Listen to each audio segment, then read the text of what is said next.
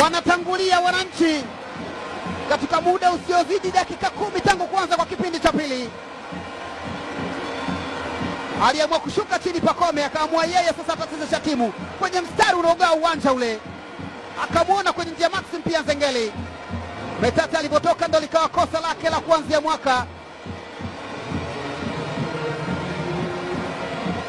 Akaugusa kidogo tukaenda unatambaa tambaa mpaka kwenye nyavu za Singida, ukasalimia pale na kunyanyua piga nderemo hoi hoi kwa mashabiki wa Yanga jukwani.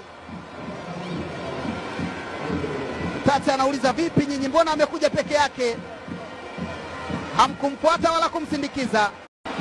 Wanatangulia wananchi katika muda usiozidi dakika 10 tangu kuanza kwa kipindi cha pili.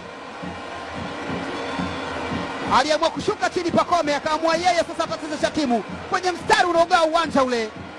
Akamwona kwenye njia Maxim pia Nzengeli. Metata alipotoka ndo likawa kosa lake la kuanzia mwaka.